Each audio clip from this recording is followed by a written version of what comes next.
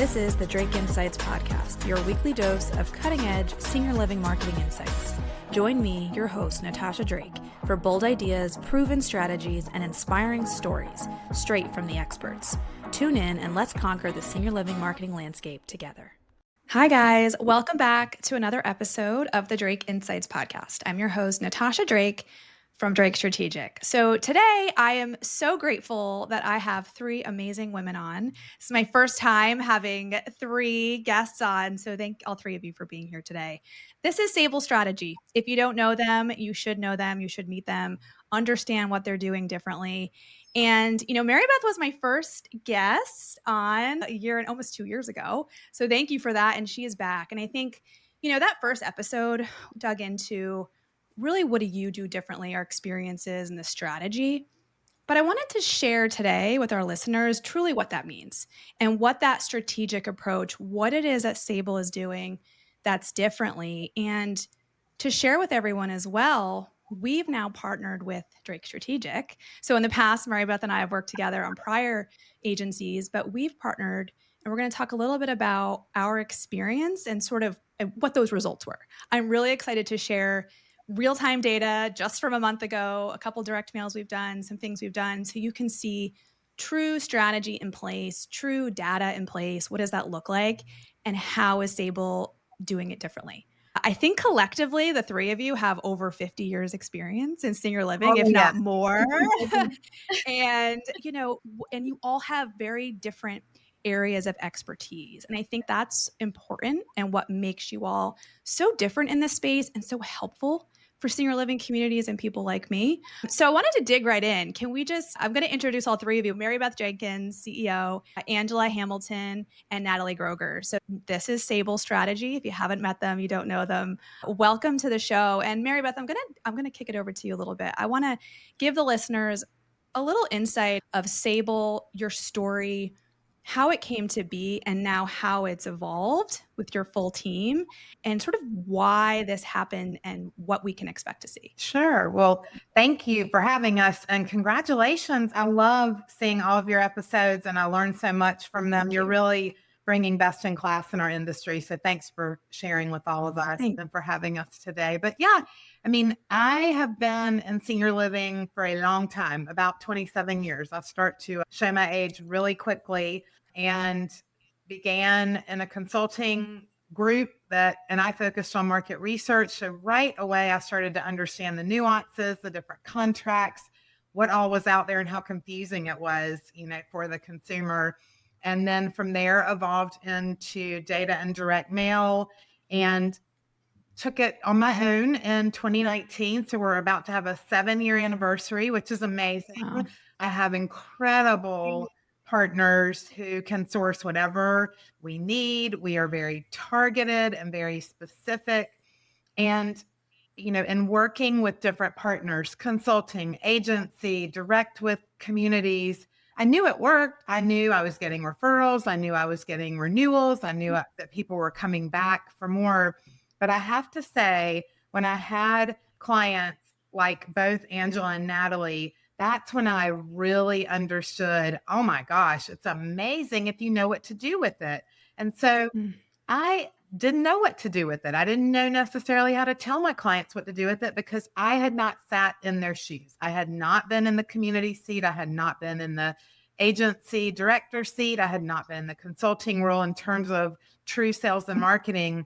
So when they would come back to me, both of them separately, completely separately, and say, that was good, but what if you could do this? Or in this data, I wish I knew this. Or can you tell me how to do this? Or I would come back to them and say, how do you know it worked? How do you know it was so great? And they're like, oh, we analyzed every aspect of this or that. It was so unique to, frankly, most of my clients, and so refreshing. And so in both cases, we would be having conversations about, gosh, I wish, that my clients could benefit from your knowledge. And that is, I think, what is so incredible about what's evolved pretty recently. Angela came on to help me in a crunch, thank goodness, last spring, and did it beautifully.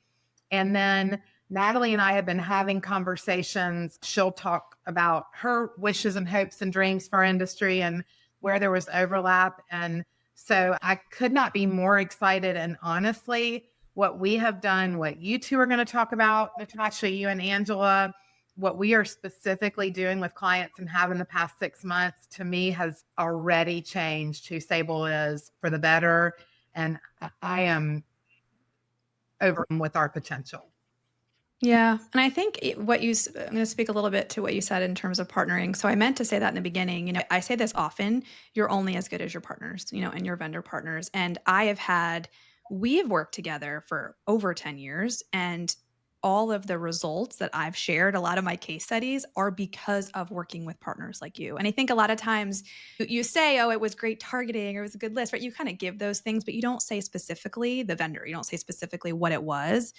And so I'm just here to say a lot of that, most of my results are from that partnership. And so hearing you say same thing, partnering with Angela and partnering with Natalie, and then bringing them now on to work with you full time as a partner, that's where the magic happens. Yeah. Because and we're going to dive into that a little bit more about what does that mean. I do want to make sure, I'm sure everyone knows who you are, but in terms of what Sabal provides, can you talk a little bit about that just to clarify, make sure Yes, everyone knows? absolutely. So really, any kind of direct marketing channel, we're going to look and hone in on the best qualified audience. We have an incredible model that is lookalike of geography, demographics, lifestyles, behaviors. It's amazing.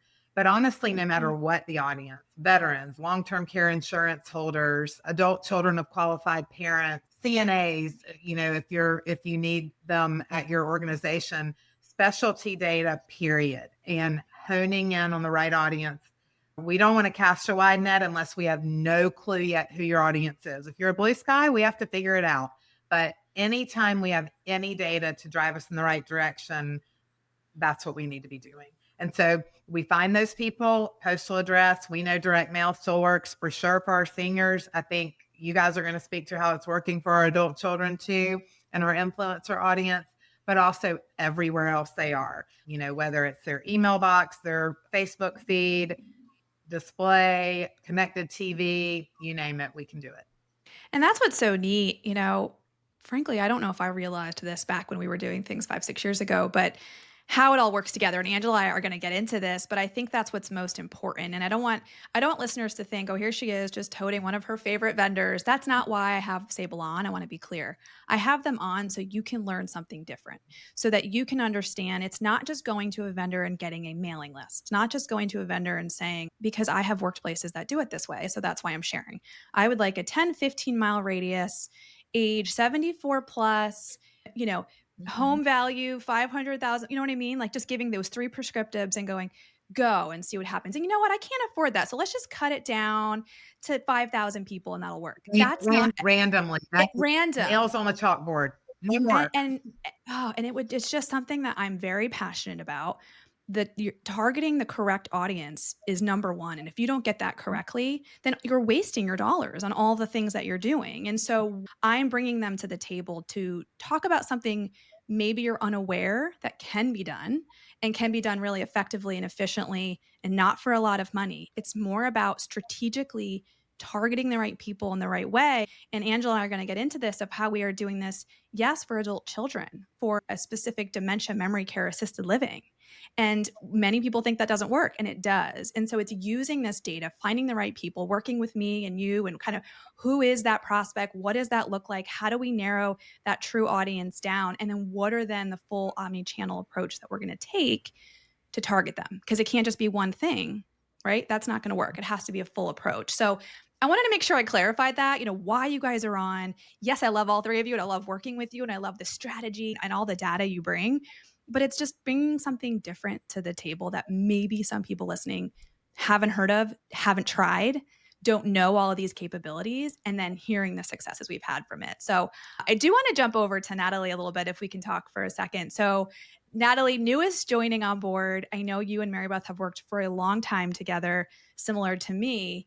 I wanted to hear a little bit more from you too, of your experiences working with Sabal, right? How you've seen that success, and a little bit about your experience, who you are, and then why now you've chose to join Sabal. Yeah, absolutely. I'm so excited to be on board with Sabal. I've worked alongside Maribeth for many years, mainly in the agency realm. and really working with multiple clients in that agency space and trying to get them to be more smart and strategic about why they're purchasing data and where they're purchasing data.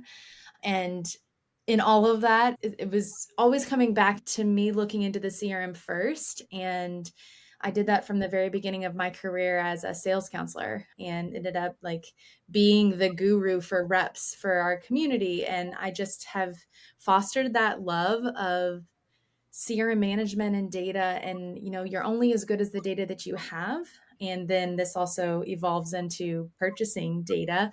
It goes hand in hand. And I worked alongside Maribeth for many clients, and just the amount of success that we were getting, and the clients just couldn't believe, like, you did this with what? Like you purchased this model data and you're able to implement it across multiple digital platforms, and for that much money, you were able to get me way more prospects that actually were sales qualified, not just marketing qualified.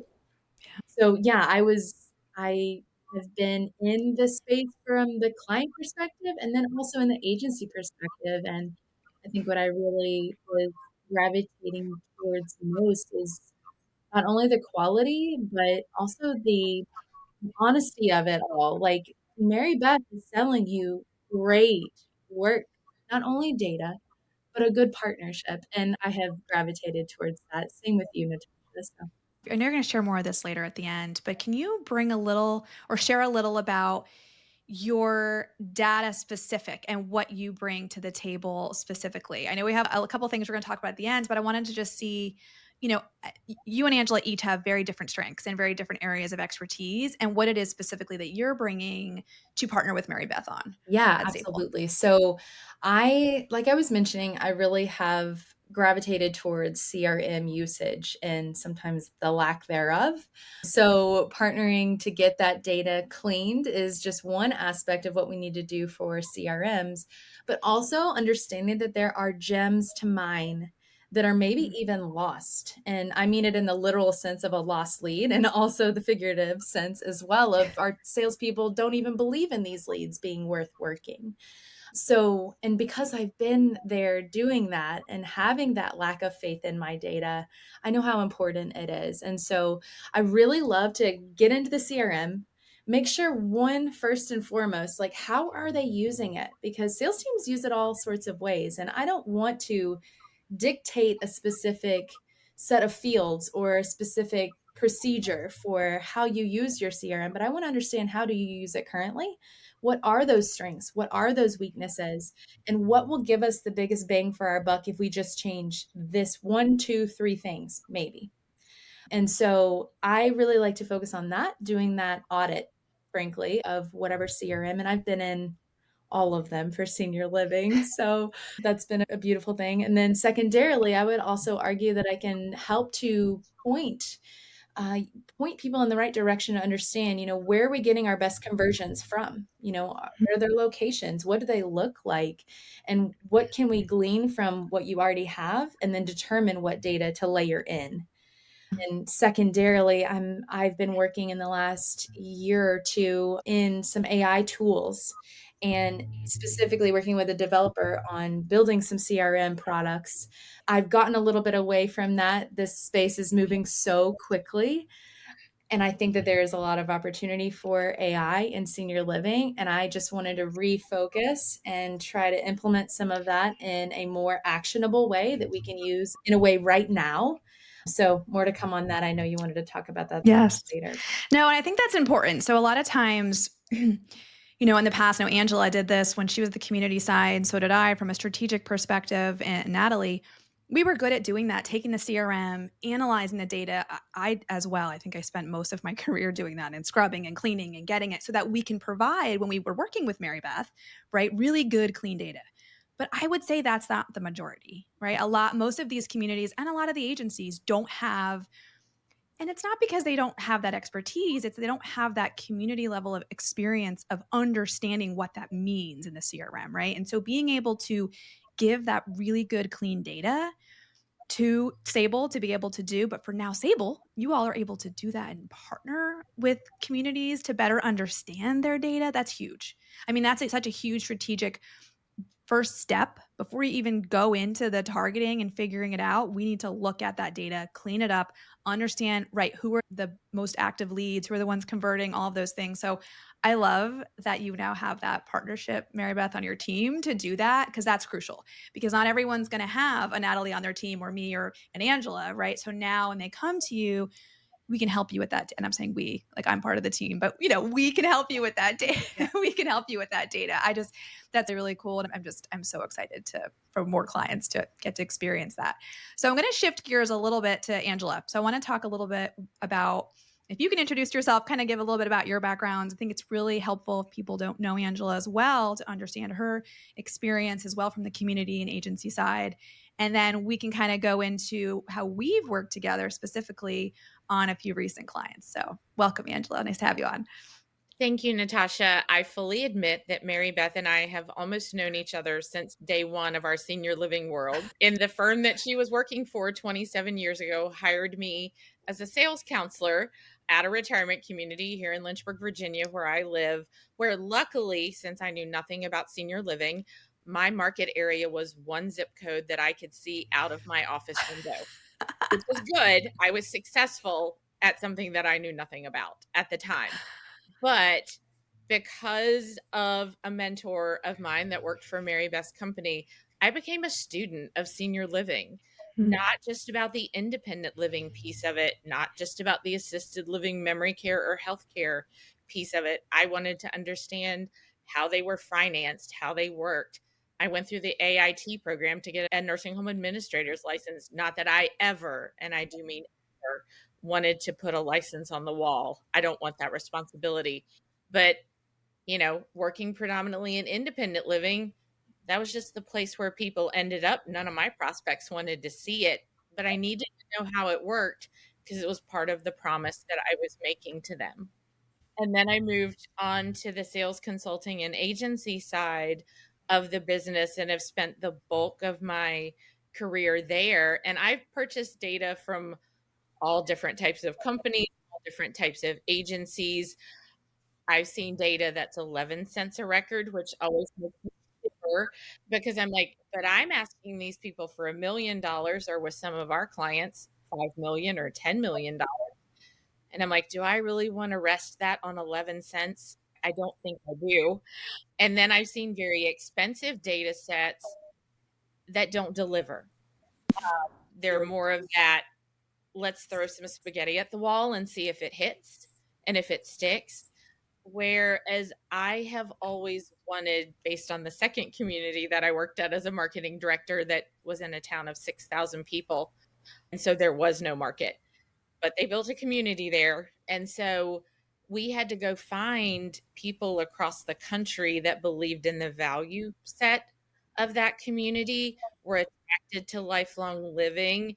And so way back in the day, I did what Maribeth now calls modeling of my audience and was able to find people in major metropolitan areas that were like, oh yeah, that's a great idea. I do want to move to a town of 6,000 people in rural Virginia and live the rest of my life there. But it's really taking all those things, knowing Maribeth and knowing Sabal, and being able to go back to my clients on the agency side and be like, yeah, I can find the adult children that live in your market and the parents that live everywhere else, and having a very stern executive director who said, well, that's not going to work.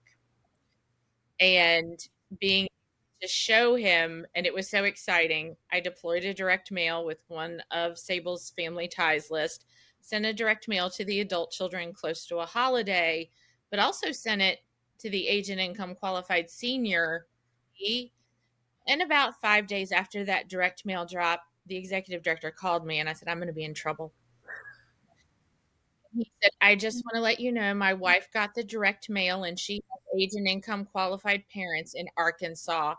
And he was like, you proved me wrong. And so I messaged Maribeth and I said, okay, here's another success story.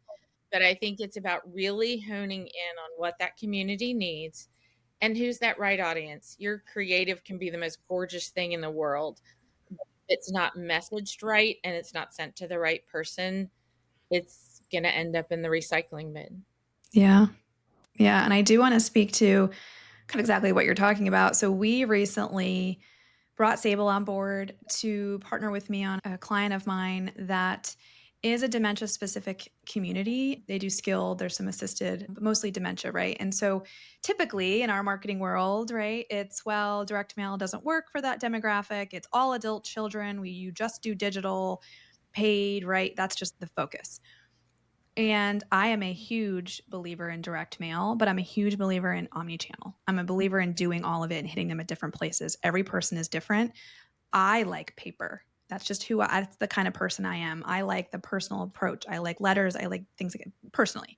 So I know that there's different people around, right? So we got together and I said, this community, and I won't go into all the details, but they basically were just doing a spaghetti against the walls. They were picking a random list and ended up being like 5,000 to 7,000 people, which if you look at the percentage in the area of where they're located, there's triple the amount of possible prospects. So right off the bat, I'm like, there's no way that's enough. That's the right amount of people.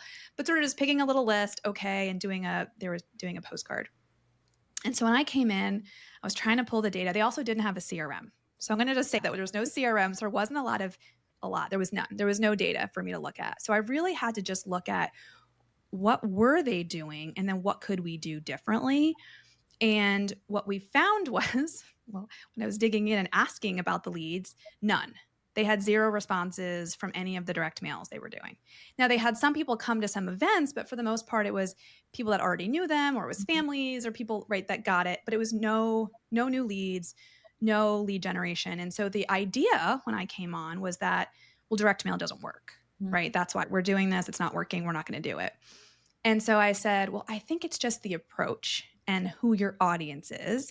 And so before I met with you all and Angela, you specifically to work on this, I went to the community, dug in who they were, did a full SOAR analysis, went and visited the community, visited the area, try to get a feel for who are these people and really get to know that audience. That's the first step you need to take because I didn't have any data. So there's really nothing for me to pull from.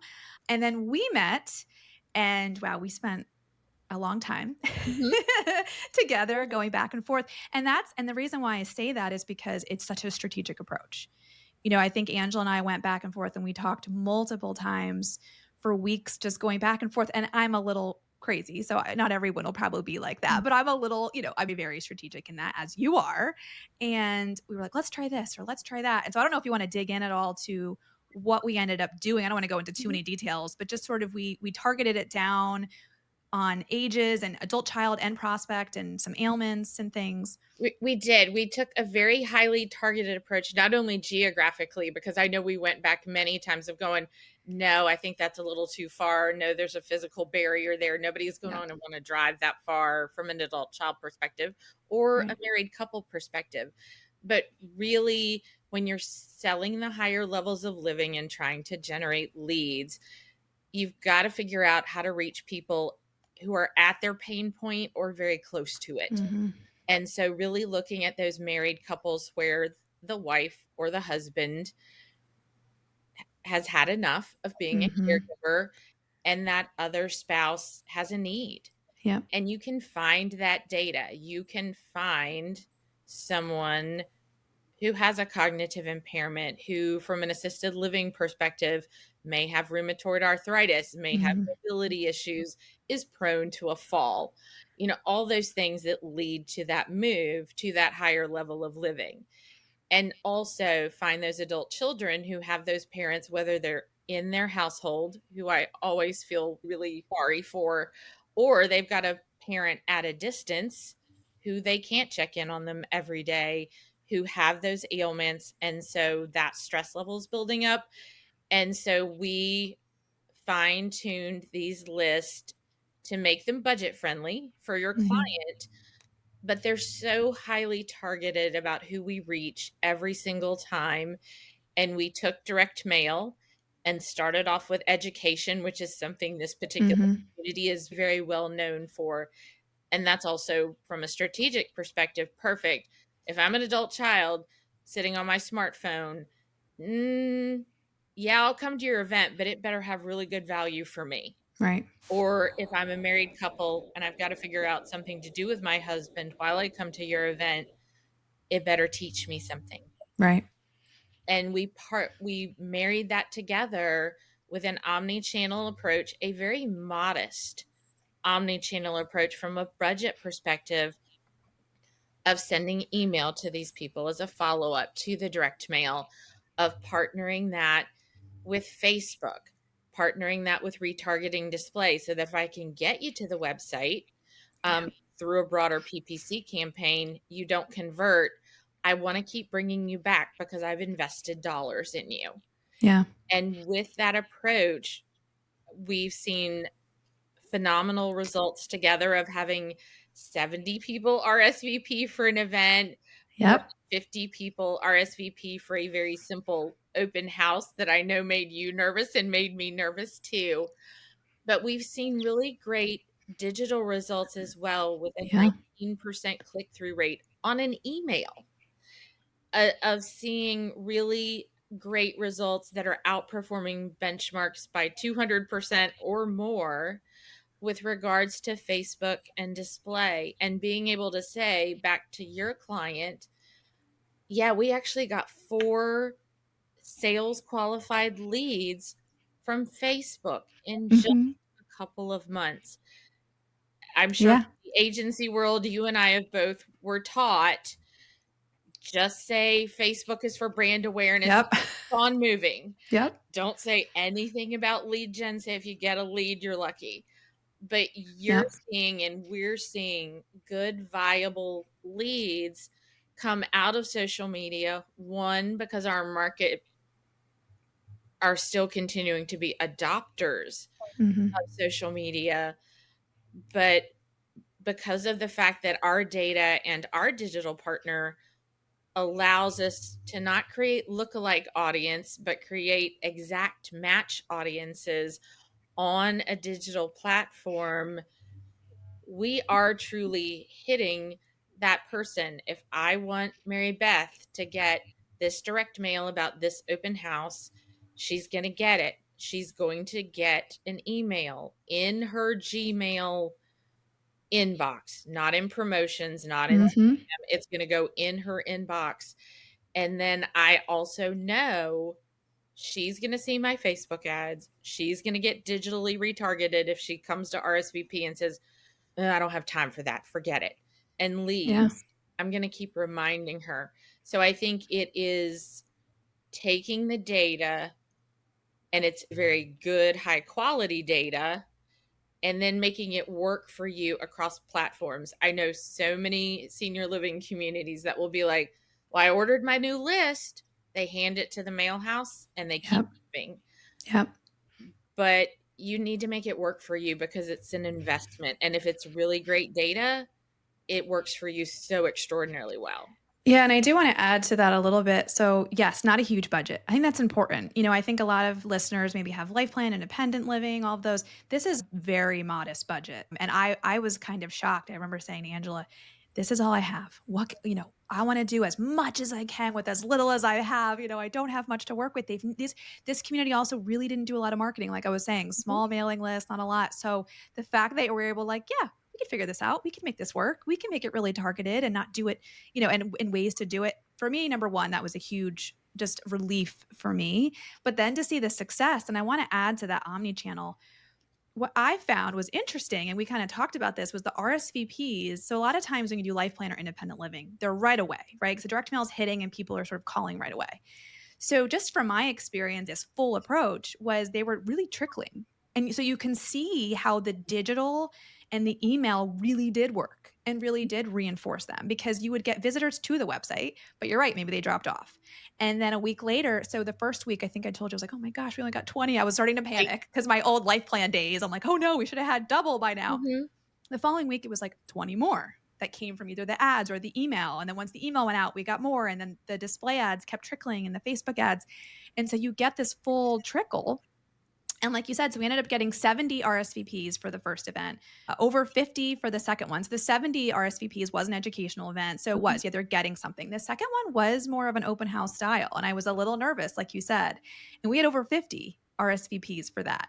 And the first one had over 60% from direct mail, and it was almost 5% from digital and Facebook, and 32% for the second one from direct mail. Those are huge numbers for a higher level of care community. And I truly am saying this right now because I have never seen such great success. It's because of that trickle and that omni-channel approach. It really is. And I just want to say, luckily, we've got UTMs and everything. We're tracking everything. I'm reviewing with my digital provider too. And with you all looking at all those statistics, you can see it. You literally can see the journey, and it's just beautiful. It really is. It's like, this is how it's supposed to work. And so I wanted to thank you for sharing all that technical insight, because I wanted the listeners to hear how you partner with Sabal and how truly creative and strategic and custom they are to whatever community you bring them. I'll text Maribeth or call her and say, all right, I got this one.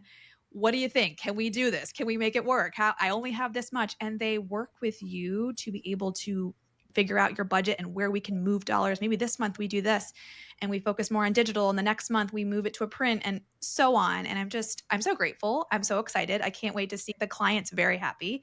And I'm just excited to see how that continues to grow, throughout the rest of their fiscal year. So thank you for that and giving me that insight, Angela. Was there anything more you wanted to add, or was that? No, I think it's just really exciting to successfully see, because I think every one of us, in this meeting, know that independent living buyer's journey. Mm-hmm. We know it starts, it stops, it sometimes backs up.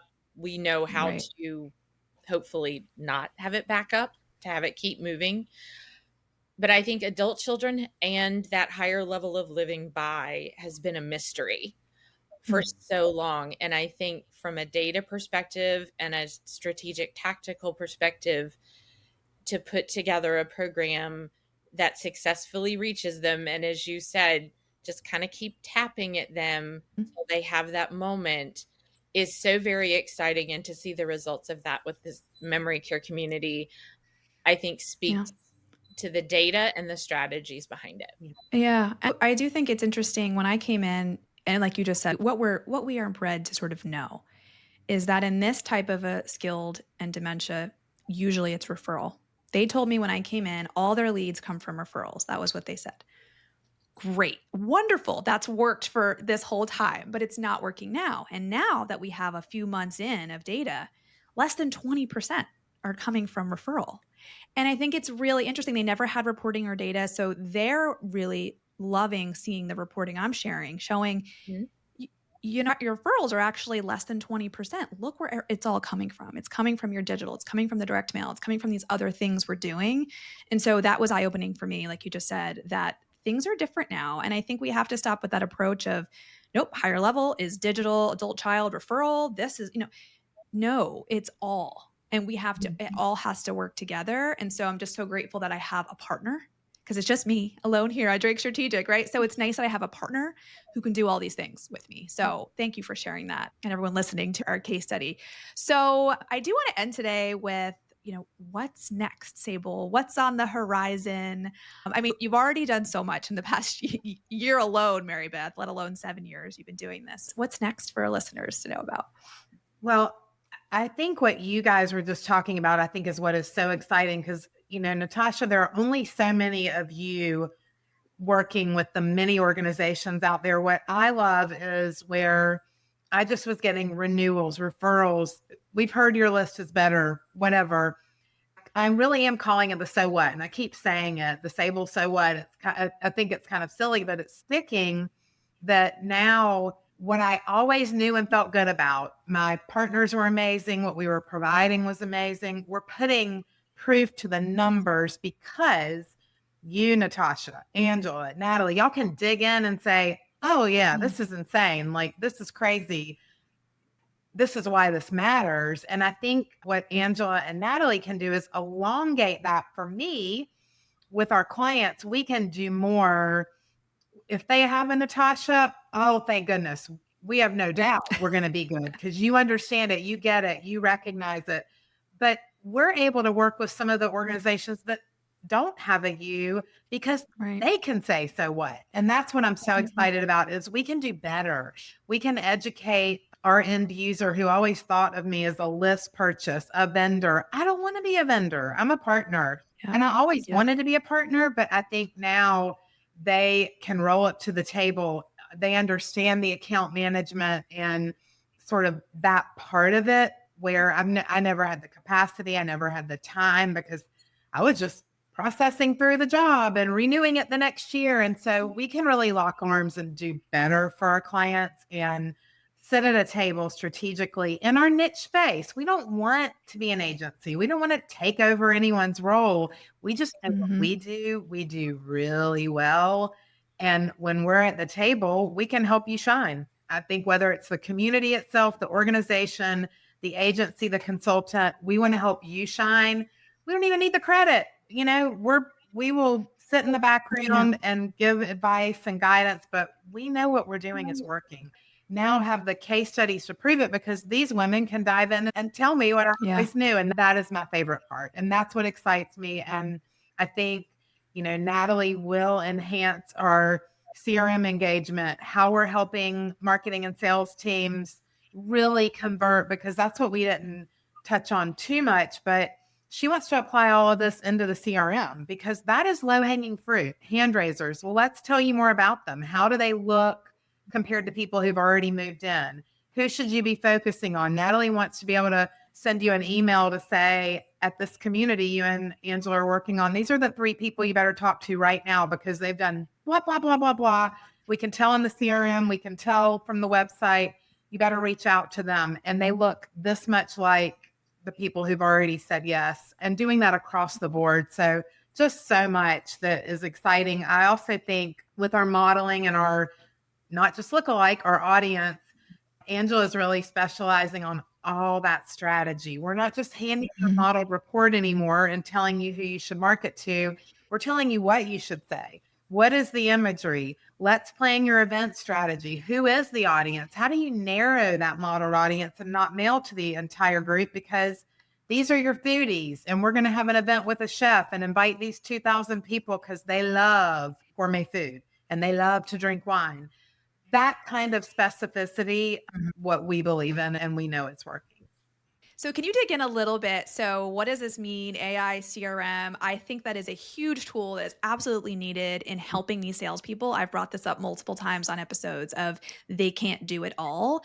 And how do we ensure and help them, you know, clean their data, make sure they have good data. But then you're saying now helping them with their CRM. Can you dig in a little bit? What does that mean? That's exciting. Yeah. So to understand a little bit of how I'm thinking about integrating some of this information. So in a CRM, you have all of the information from a lead's perspective, but then you've bought this model data and all this prospecting data, then these people are trickling in, right? And so they're converting to be a lead, but you then have all of this information, one that you need in the CRM, because we all know the marketing team has data and then the sales team has their data. And the integration between the two, albeit I think they both want to work better together. It's just we don't have enough time in the day. We don't know how to do it. And so what I would love to see is us be able to push the data we're buying into the CRM. That's like a first step. And I really think that's critical to help a salesperson to nurture someone on an individual basis and really have a good relationship. But then secondarily, a lot of times I always like to go back to I remember being a salesperson and being like, what am I going to call this person about? I would spend 20 minutes writing notes out. What am I going to talk to them? How am I going to invite them? Who would they like? What are their interests? And I go based on scraps, right? Like an email they emailed in or they left a voicemail. Anyways, I want to eliminate that 100-pound phone. Oh gosh, I don't know what to do. And instead give them the data that we already are purchasing, having it integrated so that it can say, these are the top 3 things I think would resonate well with this person. And we are looking to do this in a very phased approach so that it's not like a heavy lift in the beginning. I'd love to see top 5 leads for the week. Salespeople maybe would want 10. And we can do a lot of the capabilities of AI of being able to process this information quickly and then being able to give it back in a digestible, actionable way is the beauty of what these AI tools are doing. And I highly recommend anybody listening to go ahead and go into like Google Sheets, for example. There is a very quick formula when I'm doing a lot of these CRM audits. One of my favorite ones lately, I've seen close reasons. And, those are the category fields of however they're closed. They're very generic. A lot of times in CRMs, there's an other category or a own category. And then there are notes fields, right? And we all seen those, like all caps, don't call again. And like all sorts of notes, but those are actually tangible data points. And if you put in an equal sign AI, just Google it and you will find the AI tool within Sheets is super effective at categorizing, summarizing. Like, go ahead and use that now. So, no, that is so cool. And I think, what was I going to touch on? What you talked about in terms of sales and marketing coming together. I mean, that's crucial. So I've been on some of these episodes where they're talking about lead scoring, right, in CRMs. And I want to make sure I'm clear. This is not what we're talking about. Lead scoring is lead scoring, and that's only as good as what the salespeople are putting in. Right. And so you might have salespeople that are really good at and I've had some salespeople that are really good at putting that marketing data in, are marketing focused, but most aren't. Right. So to your point, or they don't have the time to do that. So this is not lead scoring. This is actually taking marketing data and blending it. I'm going to kind of say it in layman's terms, with AI, with your sales data to give you more of that background information, to give you true stats, not just lead scoring, and then telling you based on their digital online marketing journey and their sales journey, who you need to follow up with. Because a lot of times, and maybe this is what you're saying too, is there is a lead who maybe hasn't called you back or hasn't emailed you back. And so therefore lead scoring says, no, not a good lead. But we can see right on our journey, on our marketing journey, that they keep coming back to your site and they keep clicking on the emails and they keep, all the things, right? That actually is a really good lead. And maybe you have to go about it in a different approach, and you need to know what they're clicking on and what blogs they're reading and things like that. And so I think this is just mind blowing. I think it's huge when you all are ready to launch this and share this with the world. You heard it here first on Drake Strategic, on the Drake Insights podcast. And I just think it's really interesting, and just, you're so knowledgeable, all three of you, and the strengths that you all bring. I'm just so excited to have you guys on. So was there anything else before we end today that you wanted to, any last key takeaways that any of you wanted to share before we go? We just appreciate partners like you. We want you all day long. And we can't wait to be next to you at Leading Age. We're excited. Yay. Yes. Come see us at Leading Age. We're booth 1554 and I guess 1553. You right next to me? Something like that. Right next to you. You can't miss us. Come see us, come talk to us, learn about strategy, marketing strategy and data, and we'll help you better understand. And you can have a case study like me and a great story to tell your clients too. So thank you guys so much again for being here. I love having all three of you on. And thank you guys for watching another episode of the Drake Insights podcast. I look forward to seeing you next time. Bye. Real quick, if you enjoyed watching the podcast today, please follow me and subscribe so you're notified for the next podcast. And if you have any questions or want to talk after about anything that Drake Strategic can provide for you, please reach out to me, call me, email me, or visit our website at drakestrategic.com.